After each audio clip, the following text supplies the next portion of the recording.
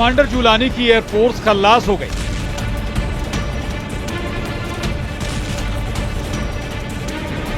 Commander Jolani की naval power का सफाया हो गया। कमांडर जुलानी की ग्राउंड फोर्स 85% क्लीन हो चुकी है। इजराइल के बारूदी तूफान में जुलानी के कट्टर लड़ाके उड़ गए। जुलानी के बाद खामनेई पर हमले से दहल गए एटमी अड्डे। और क्या कमांडर जुलानी पर बड़ा खतरा मंडरा रहा है?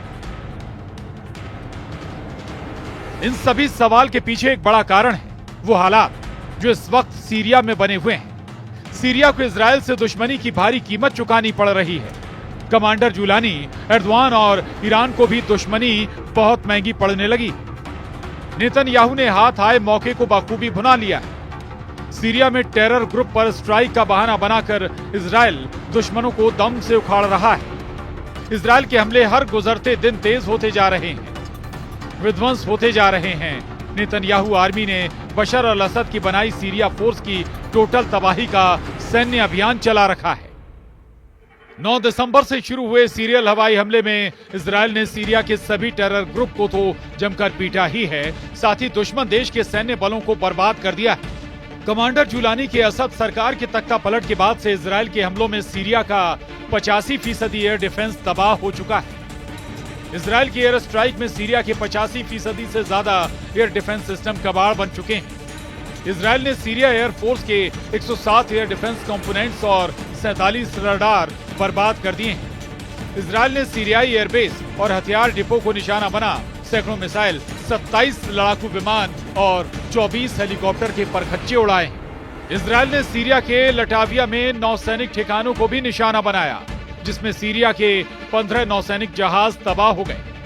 हमलों में इजराइल ने 1800 से ज्यादा हथियारों का इस्तेमाल किया। इजराइल ने सीरिया में अब तक कुल 480 ठिकानों पर बमबारी की है। सीरिया के माउंट हार्मोन से मिलिट्री ऑपरेशन अंजाम दे रहे इजराइल की रेंज में पूरा सीरिया आ चुका है। इजराइल डिफेंस फोर्स बिना किसी परेशानी के दुश्मनों के अड्डे पर कहर बनकर टूट पड़ रहे हैं। सीरिया के नक्शे पर इजराइल की मौजूदगी कितनी है और उसकी मार कितनी भयानक है, इसे समझिए। 13 दिसंबर के लेटेस्ट अपडेट के हिसाब से हल्के हरे रंग में सीरिया के नक्शे पर दिख रहे इस सबसे बड़े हिस्से पर कमांडर जुलानी के टेरर ग्रुप हयात अल तहरीर का कब्जा है। 9 दिसंबर तक इस हिस्से पर बशर अल असद की हुकूमत चल रही थी। पीले रंग में घिरा इलाका वो है जहां कुर्द लड़ाकों का दबदबा है। कुर्दों की सीरियन डेमोक्रेटिक फोर्स यहां कब्जा जमाए हुए। फिरोजी रंग में दिख रहे इलाके पर तुर्की के समर्थक सीरियन फोर्स ने कब्जा जमा रखा है। हल्के नीले रंग में दिख रहे इस छोटे से हिस्से में गोलान हाइट्स पर इजराइल का बरसों से कब्जा है। वहीं गाढ़े नीले रंग में दिख रहे इलाके को इजराइल ने 10 दिसंबर को कब्जे में लिया है। एक तरफ कमांडर जुलानी फौजी लिबास उतारकर सीरिया की सत्ता संभालने के सब्जबाग सजा रहे हैं, दूसरी तरफ नेतन्याहू के वॉर प्लान ने ईरान को थर्रा दिया है। टाइम्स ऑफ इजराइल की रिपोर्ट के मुताबिक इजराइल डिफेंस फोर्स ने पीएम नेतन्याहू को जानकारी दी है कि ईरान के एटमी अड्डे को तबाह करने का ये सबसे अच्छा मौका है। रिपोर्ट में दावा किया गया है कि आईडीएफ ने जंगी जेटों से ईरान के एटमी ठिकानों पर हमले की तैयारी भी शुरू कर दी। ईरान के एटमी साइट को निशाना बनाने की कई वजहें आईडीएफ की तरफ से गिनाई गई। इजराइल ने आज तक जो धमकी दी है वो सच हुई है, चाहे वो हमास के सफाए की हो, चाहे हिजबुल्लाह की बर्बादी की हो, चाहे वो सीरिया के टेरर ग्रुप क्यों ना हो। इजराइल जिसे निशाने पर लिया है उसका काम तमाम कर डाला। ईरान तो इजराइल का दुश्मन नंबर 1 है। तमाम फसाद की जड़ को नेतन्याहू उखाड़ फेंकने के लिए तैयार है। अगर ईरान के एटमी साइट को इजराइल दहलाएगा तो टॉप पर जो न्यूक्लियर अड्डा है वो है नतांज, जहां ईरान अंधाधुन यूरेनियम संवर्धन में जुटा है। पश्चिमी मीडिया में दावा किया जाता है कि ईरान के पास 8 से 10 परमाणु बम बनाने के लिए यूरेनियम का भंडार है, लेकिन हाल ही में हुए परमाणु समझौते के बाद ईरान ने यूरेनियम के भंडार को 98% तक कम करने की हामी भरी है। ईरान ने यूरेनियम संवर्धन के स्तर को 3.67% पर रखने की शर्त मान ली। अभी ईरान के पास नतांज और फोर्डो न्यूक्लियर साइट पर यूरेनियम संवर्धन चल रहा है। एटम बम के लिए दूसरे सबसे अहम चीज हैं सेंट्रीफ्यूज। ईरान के पास 20,000 सेंट्रीफ्यूज होने का अनुमान है। नई डील के बाद ईरान को फोर्डो प्लांट पर किसी तरह के यूरेनियम संवर्धन से रोक दिया गया है, लेकिन खामेनेई के नतांज न्यूक्लियर साइट पर एटमी प्रोग्राम धड़ल्ले से चल रहा है। जिसे तबाह करने के बाद ही इजराइल शांति से बैठ सकेगा। हालांकि ईरान के न्यूक्लियर साइट पर हमले के बाद एटमी युद्ध का खतरा सभी हदें पार कर सकता है। पश्चिमी देशों ने भी इजराइल के इस प्लान का पहले ही विरोध कर रखा है।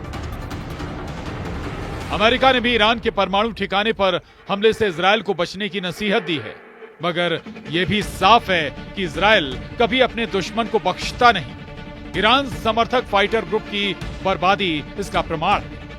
अब जहां इजराइल के वॉर से कमांडर जुलानी के साथ ईरान भी बैकफुट पर है, तो 4 दिन बाद ही कमांडर जुलानी की कुर्सी हिलने लगी। कमांडर जुलानी ने असद से तो सत्ता छीन ली, लेकिन जुलानी अब एक नई जंग में पड़ गया है। जुलानी के लिए ये लड़ाई जानलेवा साबित हो सकती है, क्योंकि सीरिया में बशर अल असद की सत्ता जाने के बाद कई कमांडर पैदा हो गए हैं, जो जुलानी से बेहद ही ज्यादा खूंखार हैं। एक्सपर्ट्स के मुताबिक सीरिया में इलाके के लिए होने वाली ये लड़ाई कुछ ही दिनों में गृह युद्ध में तब्दील होगी और इसमें अमेरिका से लेकर रूस और तुर्की सब कूदेंगे। अमेरिका पर्दे के पीछे होगा, तुर्की पर्दे के पीछे होगा, रूस पर्दे के पीछे होगा, ईरान पर्दे के पीछे होगा। लड़ेंगे सभी देशों के सीरिया में खड़े किए हुए विद्रोही और गृह युद्ध बेहद ही खतरनाक होगा। बेहिसाब खून बहेगा। बिल्कुल सही सुन रहे हैं, सीरिया को लेकर ये ऐसी भविष्यवाणी है जिसके बारे में एक्सपर्ट्स कह रहे हैं कि ये होकर ही रहेगा। इसे कोई रोक नहीं सकता, क्योंकि सीरिया में सभी देशों के अपने अपने स्वार्थ हैं और दमिश्क पर विद्रोहियों के कब्जे के बाद वो स्वार्थ प्रभावित हो रहे हैं और ऐसा कोई भी देश नहीं चाहता। सीरिया में हालात खराब हो चुके हैं। अमेरिका के विदेश मंत्री का प्लान इस वक्त एक्टिव है। एंटनी ब्लिंकन कभी इस देश कभी उस देश दौरे पर दौरा कर रहे हैं, हालात संभालने की बात कर रहे हैं, लेकिन सबसे बड़ा सवाल कि क्या इसका असर होगा। अखबारों में, टीवी पर, मोबाइल पर, दमिश्क पर कब्जे के बाद अब तक आप हजारों पर कमांडर जुलानी का चेहरा देख चुके हैं। कमांडर जुलानी को दुनिया का बच्चा बच्चा पहचान चुका है, लेकिन सीरिया में अब भी सैकड़ों नहीं हजारों जुलानी जैसे कमांडर हैं, जो मौके की तलाश में हैं। कुछ ने तो सीधी ललकार भी भर दी है। विदेशी मीडिया की रिपोर्ट्स कहती हैं कि अमेरिका को जरा भी अंदाजा नहीं था कि विद्रोही महज 11 दिनों में असद को सत्ता से बेदखल कर देंगे और उन्हें अपनी जान बचाने के लिए रूस में शरण लेनी पड़ेगी। अमेरिकी अधिकारी असद के साथ एक समझौते पर बातचीत कर रहे थे। असद के सामने अमेरिका ने जो डील रखी थी, उसके मुताबिक सीरिया को हिजबुल्लाह और ईरान के साथ संबंधों को तोड़ना था और बदले में अमेरिका सीरिया के विद्रोह को रौंद देता, जिससे असद की सत्ता सीरिया पर बनी रही। लेकिन ऐसा हो पाता इससे पहले ही जुलानी ने दमिश्क फतह कर लिया। इस वक्त सीरिया को लेकर अमेरिका और तुर्की आमने सामने।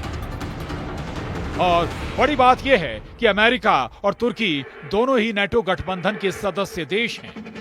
ऐसे हालात में अब देखना होगा कि अमेरिका किस हद तक सीरिया में डैमेज कंट्रोल कर पाता है।